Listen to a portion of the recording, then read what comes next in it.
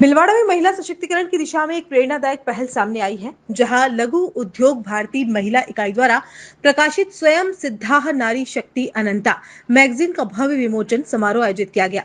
इस कार्यक्रम में महिला उद्यमिता, आत्मनिर्भरता और नारी शक्ति के उत्थान का मजबूत संदेश दिया गया। कार्यक्रम में मुख्य अतिथि सांसद दामोदर अग्रवाल ने मैगजीन का विमोचन किया।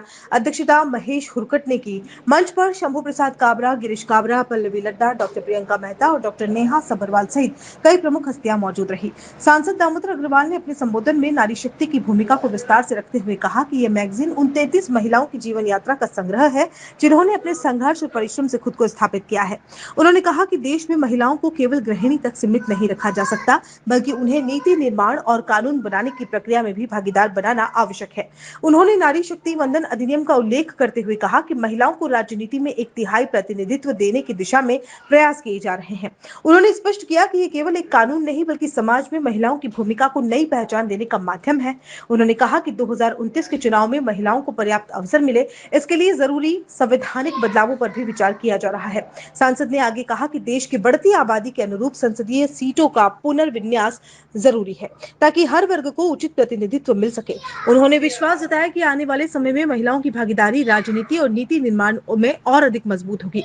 वहीं लघु उद्योग भारती महिला इकाई की अध्यक्ष पल्लवी लड्डा ने कार्यक्रम को संबोधित करते हुए कहा कि स्वयं सिद्धा नारी शक्ति अनंता मैगजीन का उद्देश्य महिला उद्यमियों को एक मंच देना है, जहां उनकी सफलता और संघर्ष की कहानियां समाज तक पहुंच सके। पल्लवी लड्डा ने कहा कि एक महिला के लिए उद्यम स्थापित करना आसान नहीं होता। उसे परिवार की जिम्मेदारियों के साथ साथ अपने व्यवसाय को भी संभालना पड़ता है। इसके बावजूद महिला हर क्षेत्र में अपनी पहचान बना रही है, जो समाज के लिए प्रेरणादायक है। इस मैगजीन में 33 महिला उद्यमियों की प्रेरणादायक कहानियां शामिल हैं, जो अन्य महिलाओं को आगे बढ़ने के लिए प्रेरित करेंगी। उन्होंने सभी से अपील की कि इस मैगजीन के माध्यम से महिलाओं के संघर्ष और सफलता को समझें और उन्हें प्रोत्साहित करें। पल्लवी ने मैगजीन के संपादन में योगदान देने वाली डॉक्टर प्रियंका मेहता और डॉक्टर नेहा सबरवाल की सराहना करते हुए कहा कि उनकी मेहनत से ये प्रकाशन संभव हो पाया है। साथ ही नए दायित्व मिलने पर डॉक्टर प्रियंका मेहता और सीए प्रिया कोठारी को भी बधाई दी। कार्यक्रम में रविंद्र जाजू, चंदा मुंदड़ा, रक्षा जैन, रेखा इनानी, आशा सोमानी, प्रिया कोठारी, अंजना तोशनीवाल और स्नेहलता मेलाना सहित बड़ी संख्या में महिलाओं की उपस्थिति रही। कार्यक्रम का संचालन रीना डाड ने किया। समापन में यह संदेश दिया गया कि महिला सशक्तिकरण केवल एक विचार नहीं, बल्कि समाज के विकास की आधारशिला है। भिलवाड़ा की यह पहल ये दर्शाती है कि जब महिलाओं को अवसर और मंच मिलता है, तो वे अपनी प्रतिभा से समाज को, देश को नई दिशा देने में सक्षम होती है। आज लघु उद्योग भारती की महिला इकाई भिलवाड़ा द्वारा स्वयं सिद्धा अनंता ऐसी 33 महिलाओं को, जिन्होंने अपने जीवन में स्वयं को सिद्ध किया है, एक मैगजीन का यह विमोचन कार्यक्रम था। इस अवसर पर मैंने श्री नरेंद्र मोदी जी की उस भावना का जिक्र किया जिसमें नारी शक्ति वंदन को प्राथमिकता दी गई है, और अभी जो संसद में बिल आया है वो उस नारी शक्ति वंदन अधिनियम 2023 का संशोधित प्रारूप है, जिसमें 2029 के चुनाव में 1/3 आरक्षण महिलाओं को देने का सुनिश्चित करने का प्रावधान था। यानी जैसे राजस्थान में 200 विधायक हैं तो 300 होंगे और उसमें से 100 विधायक महिला होंगी। इस प्रकार का प्रयास किया गया। विपक्ष के असहयोग के कारण वो प्रस्ताव गिरा, क्योंकि संविधान संशोधन में 2/3 बहुमत चाहिए। लेकिन मुझे अभी भी उम्मीद है कोई ना कोई रास्ता निकलेगा, विपक्ष को भी सद्बुद्धि आएगी और नारी केवल गृह निर्मात्री नहीं होकर नारी देश के भाग्य विधाता के रूप में देश की नीति और देश की पॉलिसीज को बनाने वाली, कानून बनाने वाली निर्मात्री संस्था की भी सदस्य बनेंगी। इस विश्वास के साथ मैंने आज अपनी बात यहाँ अभिव्यक्त की। नितिन नवीन जी का राजस्थान में आना, राजस्थान के लोगों ने पलक पावड़े बिछाकर उनका स्वागत, अभिनंदन किया।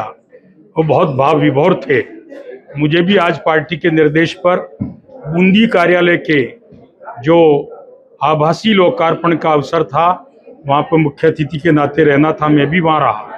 आज पूरे राजस्थान में नितिन नबी जी के आगमन को लेकर एक उत्साह का सृजन हुआ है, और अब राजस्थान की भाजपा और अधिक ताकत के साथ मुखर होकर आने वाले समय में एक और बड़ी पार्टी के रूप में विकसित होगी।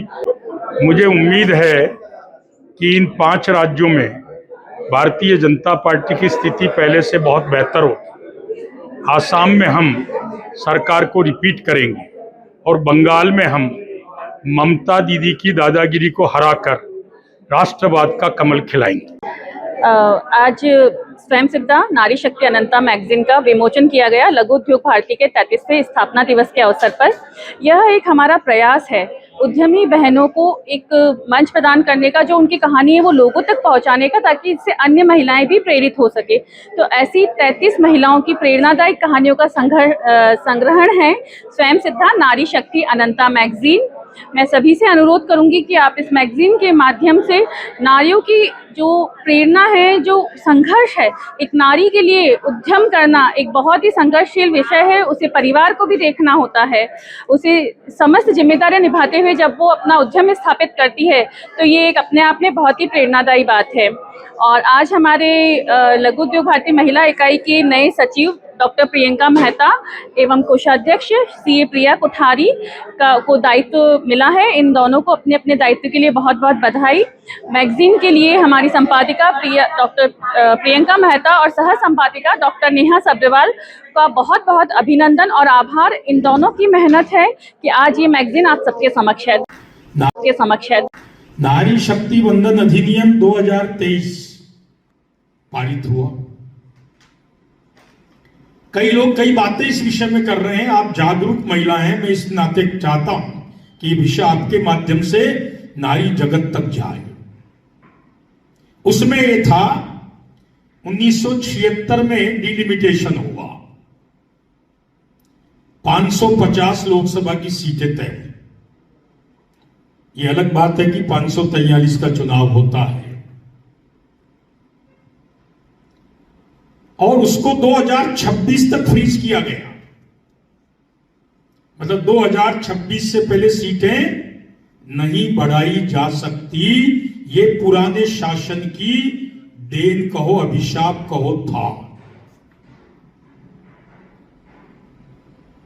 तो उसमें एक विषय आया 26 के कारण कि 2026 की बाद की जनगणना के बाद डिलिमिटेशन आयोग अपना काम करेगा, तब उन सीटों में 33% न्यूनतम आरक्षण महिला को राज्यसभा यानी विधानसभा और लोकसभा में मिलेगा।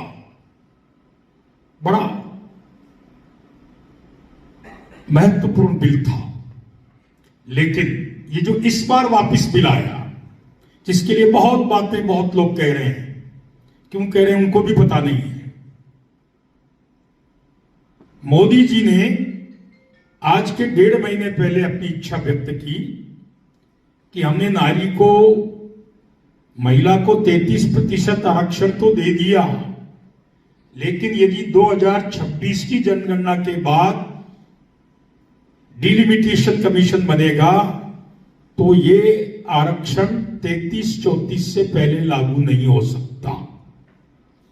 इसलिए पुनः संविधान में संशोधन करके नारी शक्ति वंदन अधिनियम को दुरुस्त करने की जरूरत है, क्योंकि मोदी जी ने कहा मैं 2029 के लोकसभा चुनाव में बिना महिला आरक्षण के नहीं जाना चाहता।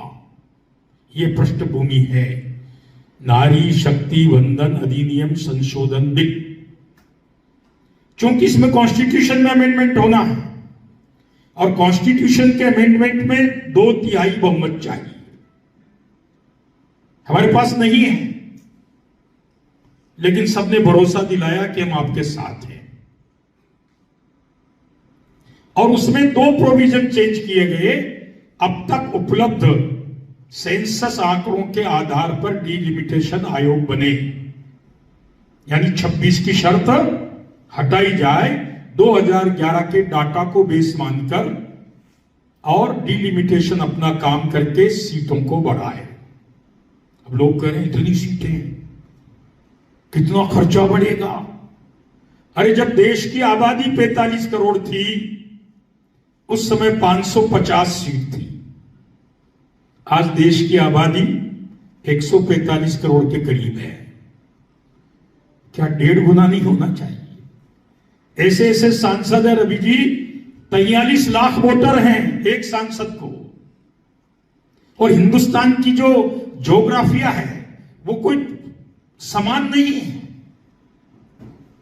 ऐसे सांसद हैं जिनके क्षेत्र में 40 विधायक हैं।